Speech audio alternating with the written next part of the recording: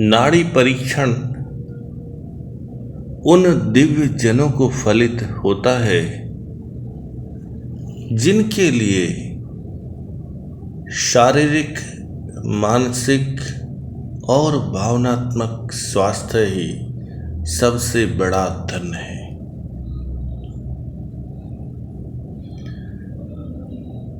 जो अपने बुद्धि के मालिक है उन्हीं दिव्य जनों को नाड़ी परीक्षण फलित हो सकता है। वे लोग जो स्वयं से स्नेह करते हैं, जिनके भीतर स्वयं में परिवर्तन करने की साहस शक्ति है, नाड़ी परीक्षण केवल उन दिव्य जनों के लिए है जो निष्पक्षों की संगति करते हैं, जो निष्पक्षों के साथ सदैव खड़े रहते हैं, जो स्वास्थ्य की रक्षा हेतु धन खर्च करते हैं, स्वास्थ्य की रक्षा हेतु धन अर्जित करते हैं और स्वास्थ्य की रक्षा हेतु धन का दान भी करते हैं। नाड़ी परीक्षण उन लोगों को फलित होता है जो अपने परंपराओं, मान्यताओं, रीति रिवाजों और संस्कारों का सम्मान करते हैं, उनकी रक्षा करते हैं, जो प्रकृति प्रेमी है पर धन त्यागी है, जो स्वकर्म शोधक है, जो सच्चे स्वस्नेही है, उन्हीं लोगों को नाड़ी परीक्षण फलित होता है। ऐसे साधु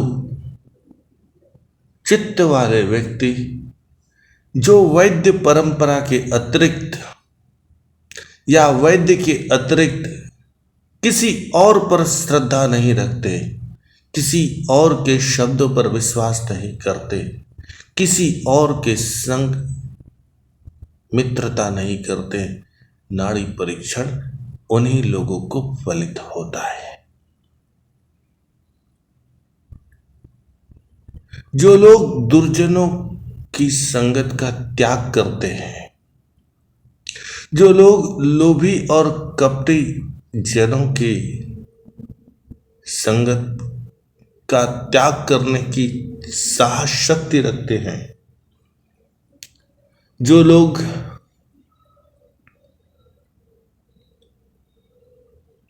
दोगले विचारों वाले व्यक्ति को सत्य का दर्शन कराने का साहस रखते हैं, अन्यायी व्यक्तियों को न्याय का दर्शन कराने का साहस कर सकते हैं, जो व्यक्ति झूठे व्यक्ति को सत्य का दर्शन कराने का साहस कर सकते हैं, केवल नाड़ी परीक्षण उन्हीं दिव्य जनों को फलित होता है। क्योंकि वैद्य जी कहते हैं, नाड़ी वायु प्रवाहेन शास्त्रम दृष्टा च बुद्धिमान गुरुपदेशम संस्मृत्य परीक्षित मुहुर्मुहु। वैद्य जी कहते हैं कि जो वैद्य नाड़ी देखने में कुशलता प्राप्त करते हैं, वे प्राणायाम के नित्य अभ्यासी होते हैं। वे देवादिदेव महादेव भगवान शिव को अपना गुरु मानते हैं और उन्हीं को स्मरण करते हुए नाड़ी को बार बार देखते हैं और प्रश्न पूछ करके रोग की जड़ों को ढूंढ पाते हैं। आगे वैद्य जी कहते हैं, वार त्रयम परीक्षित धृत्वा धृत्वा विमुच्य विमृश्य बहुधा बुद्धया रोग व्यक्तिम तो निर्दिशेत। बार बार नाड़ी पर उंगली रखना है और हटाना है। नाड़ी को कुछ देर दबा करके रखना है, कुछ देर हटा लेना है।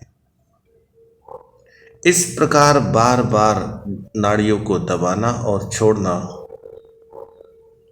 2 से 3 बार करने के बाद नाड़ी की सबलता और निर्बलता के साथ नाड़ी के चौड़ेपन, नाड़ी की लयबद्धता, नाड़ी की गति की शीघ्रता या मंदता का ज्ञान होता है और नाड़ी की इस प्रकार की व्यवस्था को स्मरण करके, अनुभव करके, मन में विचार करके रोगी के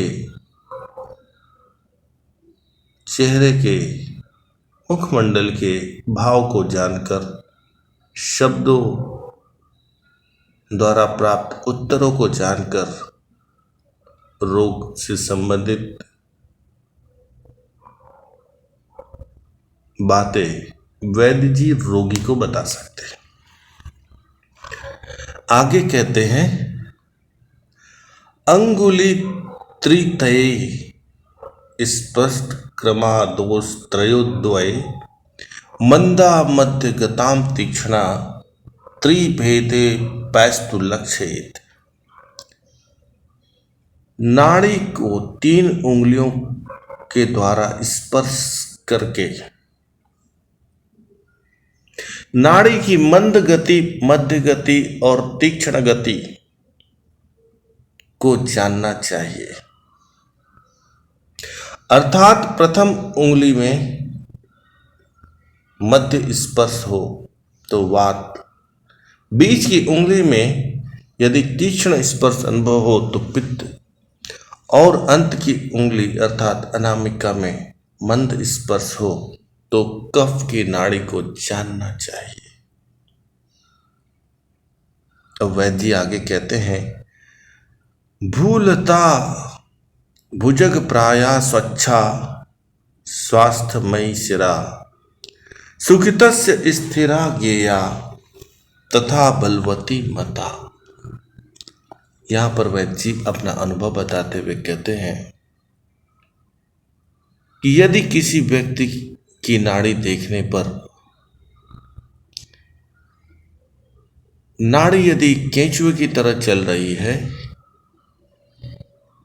और सर्प के समान टेढ़ी गति से है और पुष्टता और जड़ता से रहित है, तो यह नाड़ी स्वस्थ व्यक्ति की हो सकती है। यह नाड़ी निस्वार्थी व्यक्ति की हो सकती है। यह नाड़ी निष्कपटी व्यक्ति की हो सकती है। यह नाड़ी सत्य और न्याय से परिपूर्ण मनोभाव वाले व्यक्ति की हो सकती है।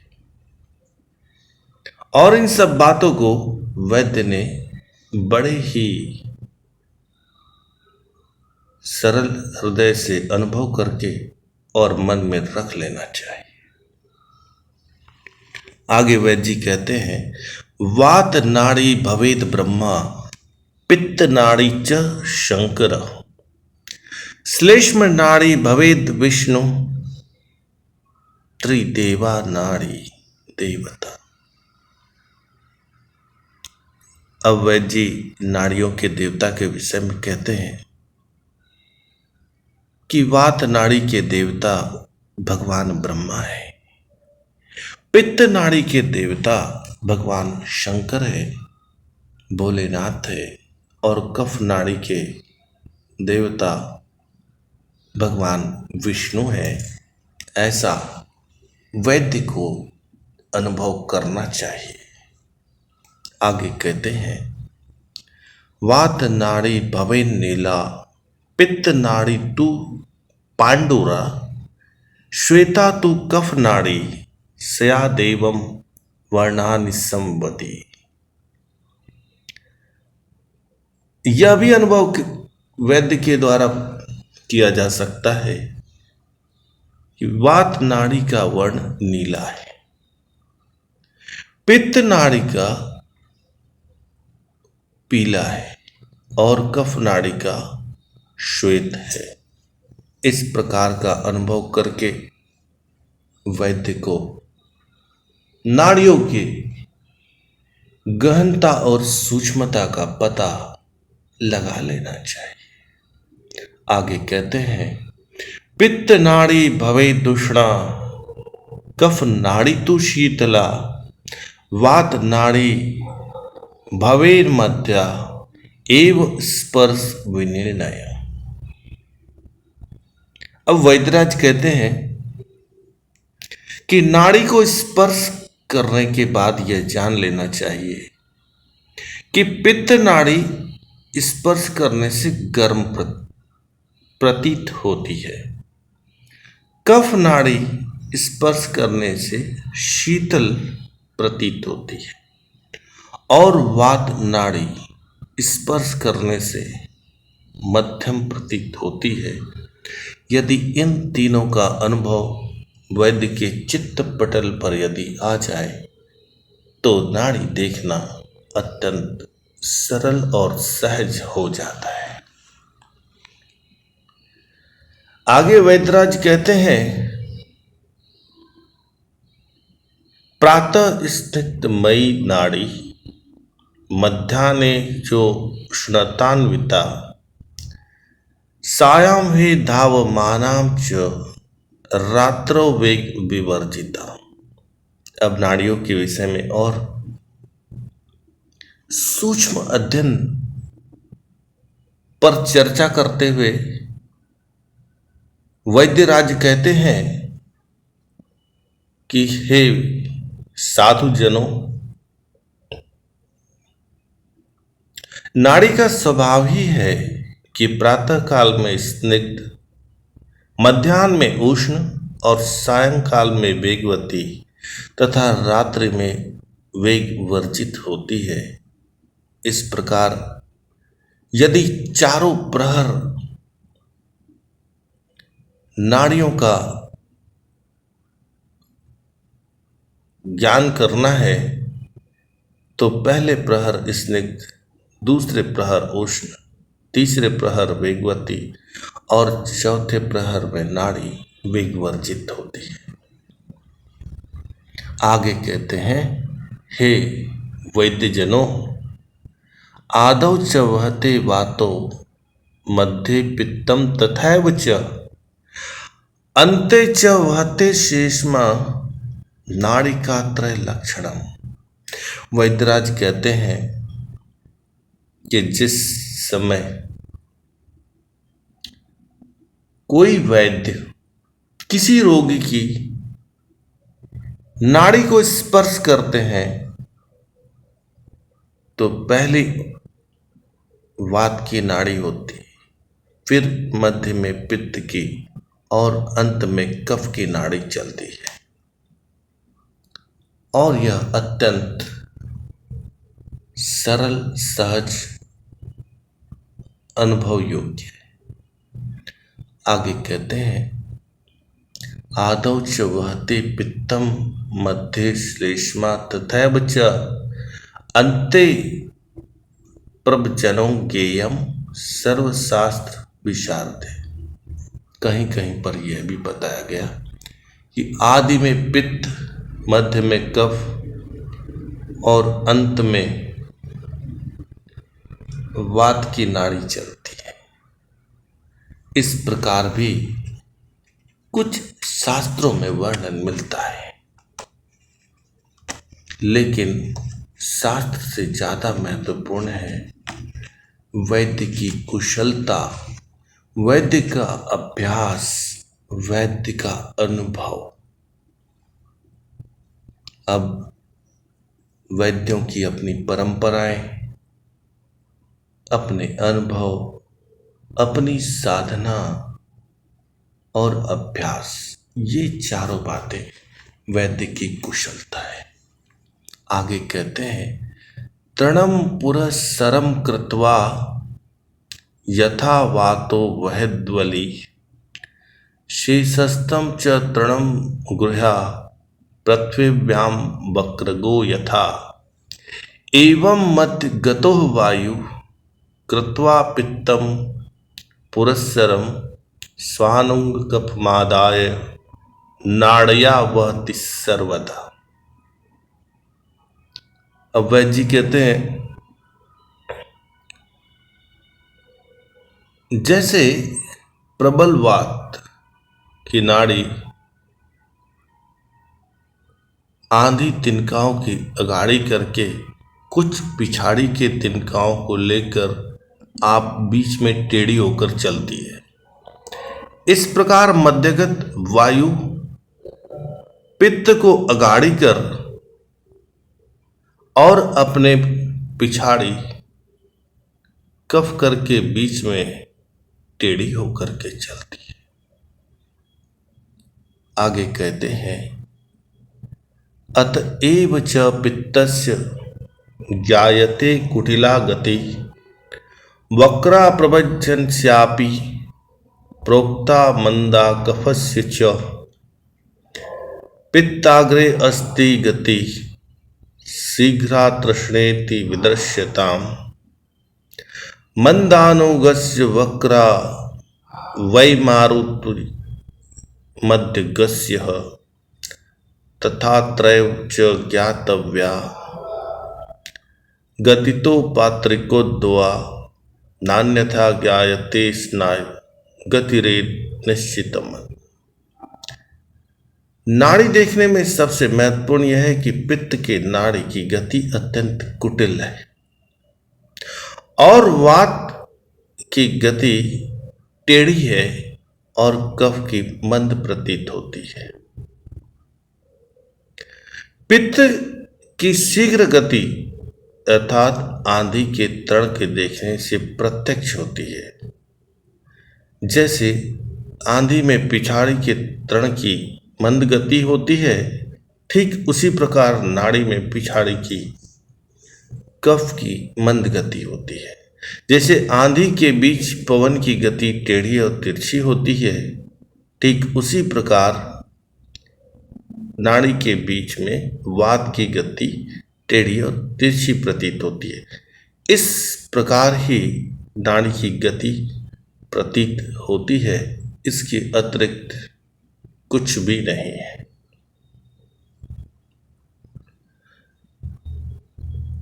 आगे वैद्यराज कहते हैं इदानी कथिष्यामि स्वमतम शास्त्र सम्मतम मिथ्यारोपित वादस्य खंडनम लोकरंजनम वात मग्ने वदन्ते वित्त मग्ने च केचन हास्यास्पदमिदं सर्व नैतु सत्यम मनागपि। शास्त्र सम्मत तथा मनुष्यों की प्रसन्नता और मिथ्यावादों का खंडन करते हुए कहते हैं कोई तो वात की कोई तो पित्त की नाड़ी को आगे बताता है, यह केवल हास्य का स्थान है, किंतु इसमें किंचित मात्र भी सत्य नहीं है। इस प्रकार मानने से बड़ा भारी अनर्थ हो सकता है। आगे कहते हैं सती पित्त भवे व्याधो बुद्धि यति क्रमतो यदि वात कोपश देव मादो जात्वा धारा गति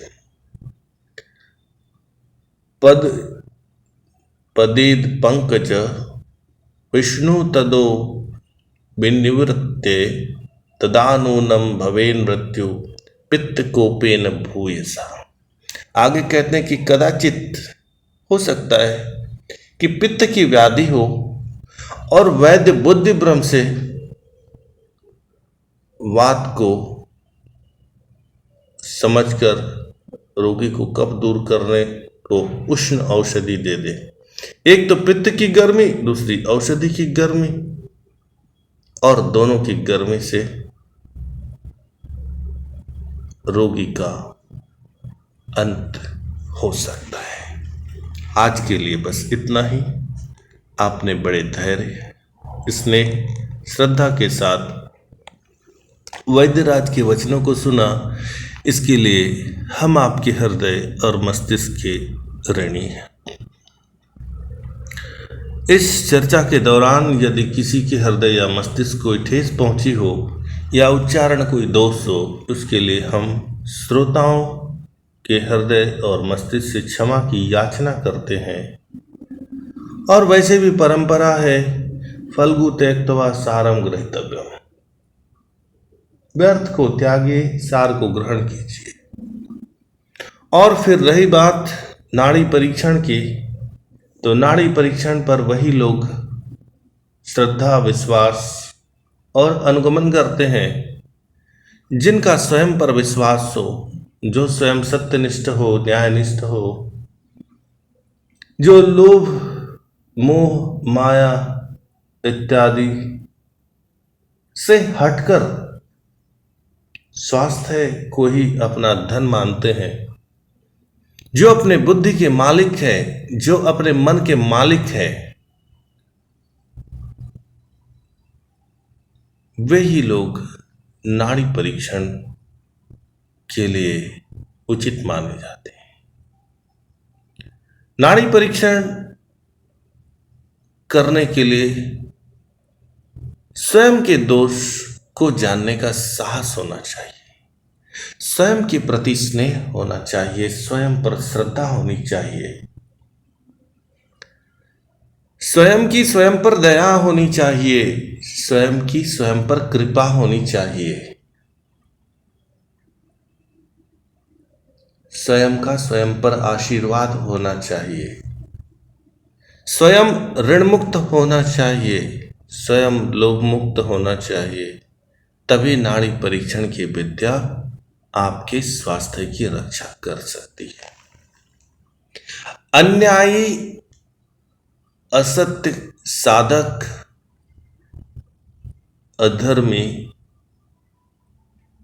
लोभी, ठगबाज, इन लोगों को नाड़ी परीक्षण कभी भी फलित नहीं हो सकता।